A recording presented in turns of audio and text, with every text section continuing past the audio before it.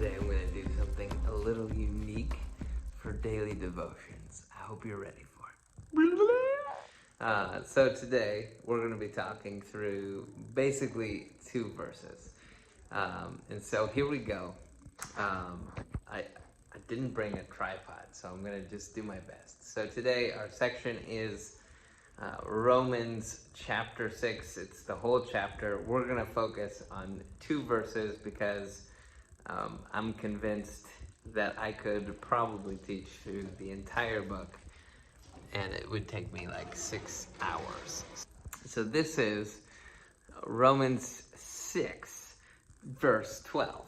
Okay, so here we go. Romans 6:12. It says,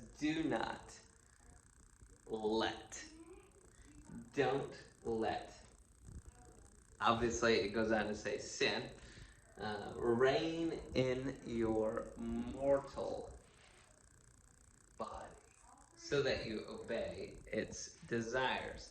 So do not let sin reign in your mortal body. So when it says do not let sin reign in your mortal body, that means and assumes that you have a choice.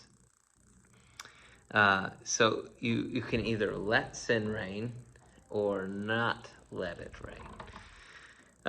Paul, a little bit before this, was talking about how when you're baptized, that you are buried with Christ, and so therefore when you come up out of the water, the symbol represents a new life in him, and so now your body is dead with Jesus' body when it was in the grave. What's alive now is with Jesus' body alive now. And so we have the option to choose to sin or not sin. And it says not to let sin reign in your mortal body. So what are some sins that can reign? Well, before we get in there, actually, go ahead in the comment section, put in what you think are some of the sins that could reign in your mortal bodies, and I'm going to explain this part. It says, don't let sin reign. I think it's interesting because this uses the idea of like a king or a queen. There's somebody in authority that's over you. And as Christians, our king is supposed to be Jesus, King Jesus. And so Jesus should be the one ruling over our mortal bodies, or ruling over our bodies, but oftentimes we let sin kick in and be in control. And so this is saying, do not let sin reign in your mortal body. This is talking about your flesh. Galatians uses the term, the works of the flesh, so that you obey its desires. What are these desires? I don't know if you can see here. It's meaning sin, so that you obey its sin's desires. The sin's desires lead to, and I'm just going to go ahead because it was easiest to jump in over here to this one. This is a list of the sins listed in chapter 1. Remember it said that a corrupt mind leads to all unrighteousness, evil, greed, wickedness, envy, murder, gossip, slanderers, God-haters, arrogant, proud, boastful. And then it jumps over here to inventors of evil, because, we don't know any way people are inventing evil things right now, that's for sure. Mutilating bodies or anything like that. Disobedient to parents, senseless, untrustworthy, unloving, and unmerciful. Those are all the things that, sin, if it's in charge of your body, or you could say maybe the devil, when he's the king devil, is reigning in its little kingdom. Initially, this started off, it was my intention of making it a crown. It didn't look like a crown, so I just put a little flag and made it, now that's a castle. Or more like, I don't know, like a fort from far away. I don't know. When sin is reigning in your life, you obey its desires. When it desires to be greedy, you go off and you're greedy. When it desires to, I don't know. Well, my phone may or may not have died, and I had to restart my adventure of going through Romans 6 in the van. So, here we go.